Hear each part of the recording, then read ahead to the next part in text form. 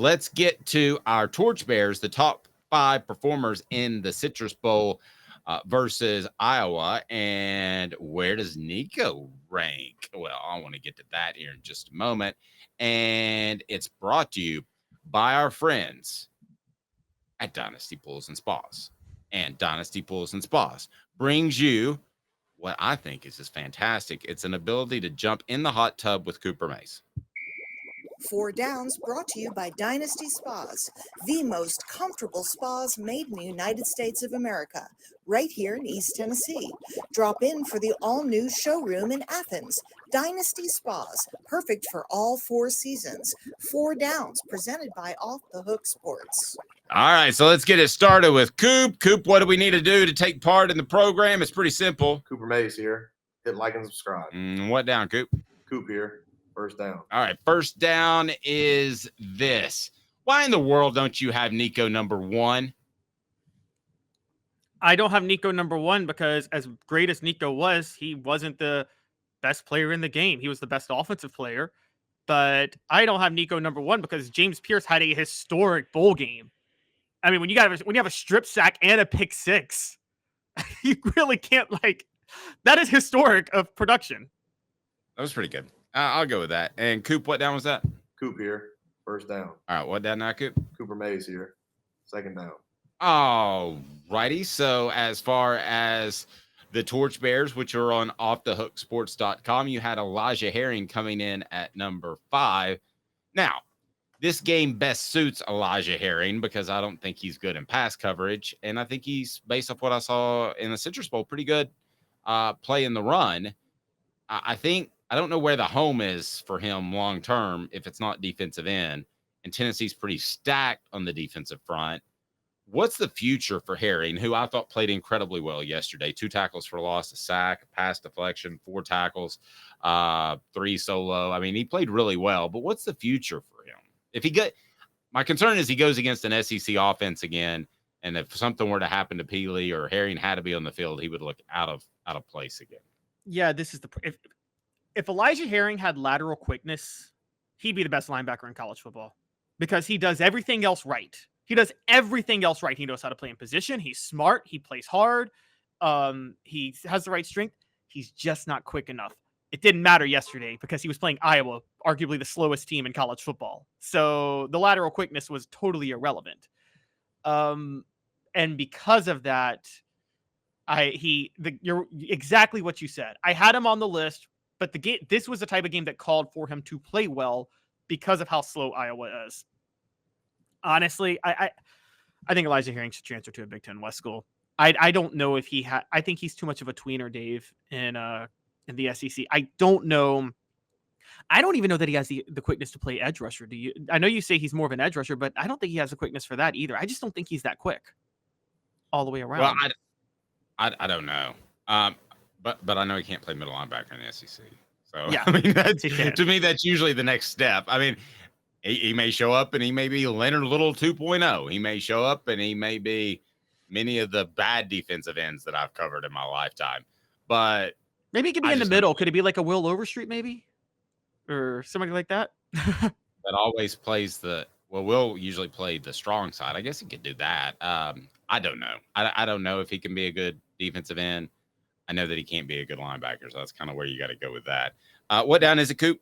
Cooper Mays here. Tennessee center Cooper Mays here. Third down. Well, there's a couple of Coops there. It's almost like my finger slipped or something. That's insane, isn't it? All right, so more of the top performers that we've got. It is Andre Turrentine, defensive back. And your thoughts on how is it Turrentine or Turrentine for the record? Because I'm getting frustrated. I think it's Turrentine. Okay, Turrentine. Yes, Andre Turrentine actually played very, very well. He had an interception, broke up a pass. That interception in the red zone, guys, y'all are forgetting, that was the play that sparked Tennessee, honestly. Because, honestly, if that interception doesn't happen and Iowa can score right there, it changes the flow of the game just enough because Iowa makes everything ugly that you have no idea how things play out. So Andre Turrentine made the play of the game. I got to give him a lot of credit for that. It was difficult for me to tout Andre Turrentine, and I will say I don't believe in him long-term still because I think it was just Iowa's secondary is bad, and I've seen him play enough. And y'all are going to accuse me of this, but Andre Turrentine is an Innsworth High graduate, and he played like Oh that my against gosh, here he Georgia and goes. Vanderbilt. By the way, there's a certain commitment that I'm going to get in touch with that has challenged you on our YouTube page that he thinks you're being too hard on his school. So he wants to come on and challenge you and call you out, and I'm just going to sit back and enjoy. Okay, all right, let him do Have that. I told you about this? Do you know who I'm talking about yet? Yes, I actually do know who you're talking about. Okay, all right, don't give it away. It's a secret. That's why you got to tune in every weekday at 10 a.m. Portions of the program brought to you by Herald Group Security Solutions. And Caleb may need Herald Group Security Solutions when this player goes after him, because it's going to happen. Leadership, experience, specialization, highly trained individuals that oftentimes were service members, and they're highly trained through Herald Group Security Solutions to make sure your workplace is safer. And most importantly, your kids' school is safer. We're in private schools now, want to get in public schools. So go to heraldgrp.com to learn more. Go to your school administrator, go to your work administrator. Say, I'm asking you to reach out to Herald Group Security Solutions because I feel like I should be safe at work. Shouldn't that be a given? I would certainly think so. All right. So our final, we didn't mention him in our last one. Coop, here we go. All SEC center Cooper Mays here. 4th down. You got a guy that I don't think would have made a lot of top list, but I think you're absolutely right in Tyree West. Why did you like Tyree West for number 3 on the Torchbearers? And for the record, Nico was number 2 and James Pierce was number 1. Yeah, so Tyree West is he is 6'3", 290, but he lines up on the end a lot of times, which is, you talk about a tweener, that's kind of impressive on its own, but he showed a lot of athleticism yesterday. He was a really highly touted recruit, Dave, in the 2022 recruiting class. He signed during the early signing period in 2021, and Tennessee got him away from Georgia, and it seemed like a huge coup for Tennessee at the time. But then no one heard of him for 2 years, and we were all just wondering, like, what happened? Did people forget about him? And Tyler Barron hits the portal. Tyree West comes in. Tyree West, if you look at the actual impact on the game, probably was better than James Pierce was yesterday. It's just Pierce racked up the big plays and stats, but West did have 1.5 sacks. I mean, he was a huge, huge asset. And I think Tyree West is a big reason that they were not afraid to tell Tyler Barron to hit the road or to let him hit the road. I agree. He almost gets forgotten a little bit, right? Tyree West, but he shouldn't. He was very highly regarded in recruiting. He was very highly touted. He was a borderline 5-star. And borderline 5-star, by the way, coming out of Tift County in Georgia, meaning maybe you should even up that to a 5-star at that point when you talk about talent and level of competition. So, which, as you know, Dave, I think that's the lower area of the Georgia. Everybody talks about the Atlanta area. That southern Georgia area is really underrated when it comes to football talent, too.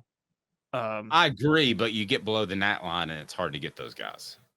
Yeah. You know what the gnat line is, right? What is it?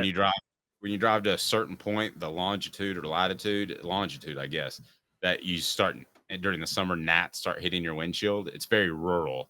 So a lot of the recruiters will refer to the gnat line. It's tough to get kids below the gnat line, which is southern Georgia, because those guys grew up as Georgia fans, whereas somebody from Atlanta might have moved from Boston. That's you know what I'm saying? So below the gnat line's tough. That's why Jason Respert was a big get. And that's Marquez Callaway probably was that too. I think Warner Robbins, and now you have Tyree West, another huge pickup. So yeah, it's and this guy is, I think he's going to turn out really, really well for Tennessee. So that's the big one. Yep, I agree. And so 4th down was Tyree. I think he can be a special player. 4 downs is brought to you by our friends at Dynasty Pools and Spas. Imagine having the best spas made right here in the U.S. in your backyard. Dynasty Pools and Spas has their showroom open in Athens with the best hot tubs and spas in the market. Dynasty Pools and Spas. Go to dynastyspas.com or stop by their showroom in Athens, and they'll deliver Dynasty Pools and Spas. Go to dynastyspas.com. And let's give out a little bit. How about some report carding? As again, this is the most thankless job in all of journalism, which is why when Caleb said months ago, hey, I would like to do that, I was like, hey, okay. Because you just notoriously get ripped for it. And there's no right answer on a lot of these things. So I'm going to signal, I guess, my agreement with Caleb on the rankings. And I want you to do the same with a, hey now, That means Caleb nailed it. He's right on the money. And then That's crazy. Oh, it should have been better than that. And then I don't think I'll need this, but I always like to have it handy. You suck, you jackass. So I'll probably lean more towards Peyton. They're like, that is total bullshit. You can't go wrong with that. All right, here we go. The report card. Quarterback A. That's crazy. Oh, come on. First game, that's an A+. Can't go A+. You have to play a perfect game. And there were a couple of times where we thought Nico may have taken a sack that he shouldn't have. I didn't blame him as much, funny enough, as Spencer, Riley, or you did yesterday, because I didn't really put it on him. But there were some debates that he may have not, that he may should have thrown the ball away on a couple of different plays. So, I went back and looked. I thought he walked into one. Okay, so yeah, there we go. That's not a perfect game. It's not a perfect game. Goodness gracious. That's what A+ is. A+ means you got a 100 on the test. You didn't miss an answer. Yeah. Okay. Running backs C+. I'm your huckleberry. I can agree with that. I mean, you mentioned the pass protection. If you just look at the stat line, maybe you say they're okay. But yeah, everybody's going to ask me why Dylan Sampson wasn't on the list of torchbearers. He had 20 carries for 133 yards. That would signify that was the best statistical game for a running back. I don't care. The damage he did to Nico by not pass protecting outweighed every single yard he gained yesterday, because he could have killed Nico's career before Nico even started next year, because he is responsible for half the hits Nico took. Wait a second. Why don't you shut the hell up? No, he even told you even talking about Nico getting hurt next year. Tight end B+. I love it. Hey now. Yeah. McCollum Castles caught a touchdown. By the way, guys, that wasn't a touchdown pass. It was nice to see Nico get a stat, but it wasn't a touchdown pass. By the way, McCollum Castles is the ideal player you want in the transfer portal. Guy comes in from a smaller school, realizes how good he's got it, works his rear off. He gained 20 pounds too in the offseason and is ready to play from the get. That is your guy. That's the template. I agree. That's the type of transfer you want, and he delivered for Tennessee. Jacob Warren had a 9-yard grab. While pass blocking was a concern, I didn't really see any issues from the tight ends on that. So overall, tight ends get a B+. You know the other reason I like him? Why? He's inexpensive because he comes from a smaller school. You go out and get Dante Thornton, and I'm not just throwing him under the bus. You go out and get Dante Thornton, you're paying hundreds of thousands of dollars. That ties up your money to keep players like Cooper Mays or the other guys that wanted more money to stay, and I can't blame them. So that's why I like that. I think you get a Castles on the cheap, whereas you pay for a Thornton, and the odds of getting a successful player out of either are about the same. Dave, that's a real quick question on this. Yeah. Is there going to be, like in 20 years, a Moneyball movie for a college football team that have employed the Moneyball idea to get a bunch of players on the cheap? And I think that's going to happen at some point. If it is, it's going to be about, and I think Josh Heupel did this. I think he used his money to save players that would have gone on to the NFL. I think he did the same thing with Jacob Warren last year. He realized what situation he would have been in had Jacob Warren not been a factor in the 2023 season. So if there's a money ball, it's going to be keep your own players, and it's going to be do exactly what we just said, and that's get the guys from lower level of competition because you don't have to pay as much, and then you can always boot them. Offensive line gets a C-. I'm your huckleberry. I can't argue with C-. There's too much penetration. That was a good defense. You're not going to debate how good, but C- is totally fair with me. Yeah, it was Jekyll and Hyde with the run game and the pass game. Run blocking actually wasn't too bad for the offensive line yesterday. Tennessee converted a couple of 4th and 1s. They should have converted a 3rd and 1 that you saw Cam Selden took that was some Trent Richardson vision right there, wasn't it? with what Cam Selden took. And so because of that, but the line did go okay but again, pass blocking, terrible. It was a makeshift line. Ollie Lane, Dane Davis, Jackson Lampley. None of these guys are going to be starting for Tennessee next year. So that was just a issue. Defensive tackle B+. Yeah, that was a B+.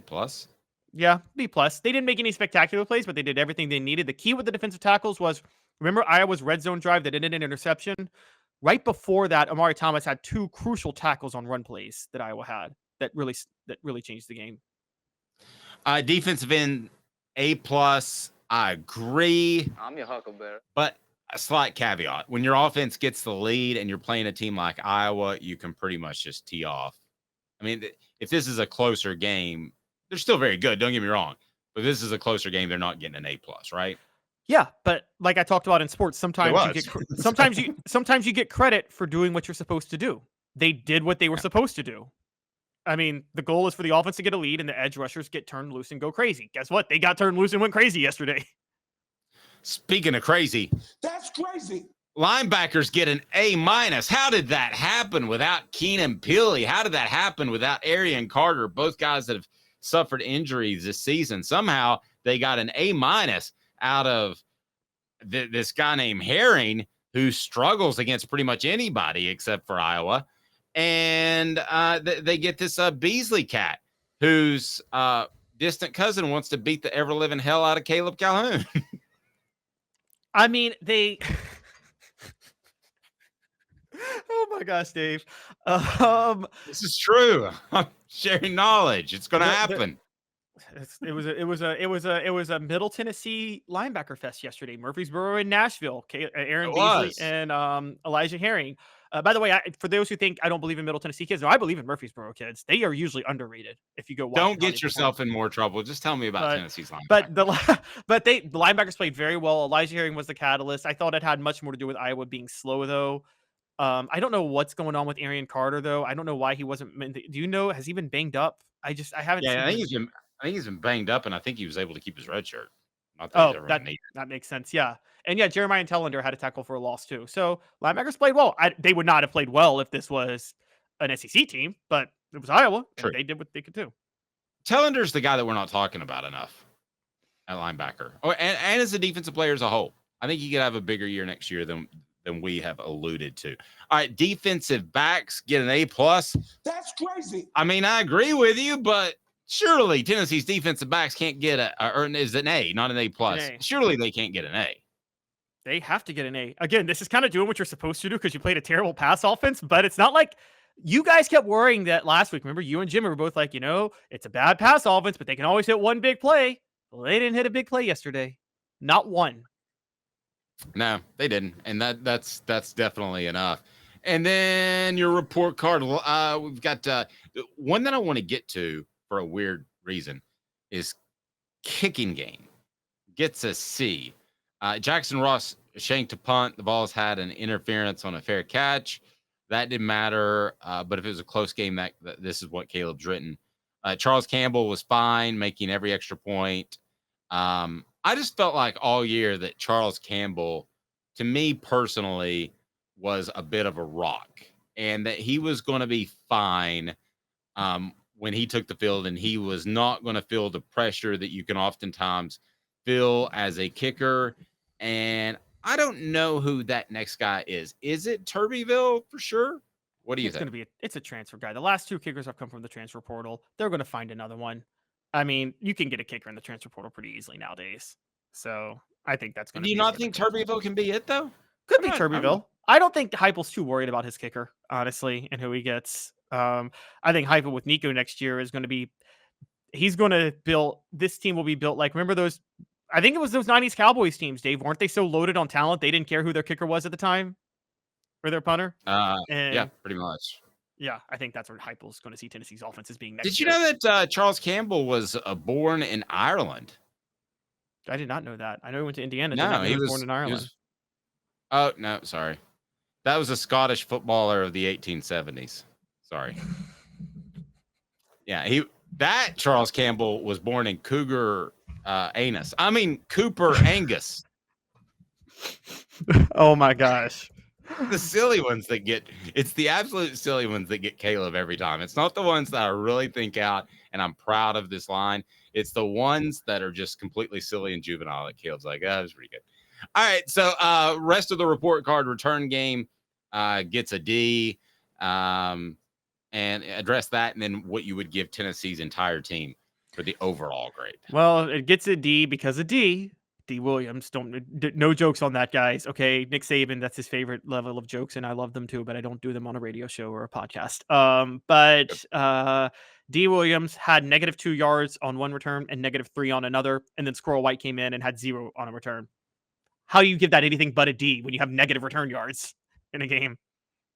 I mean, frankly, why didn't it get an F?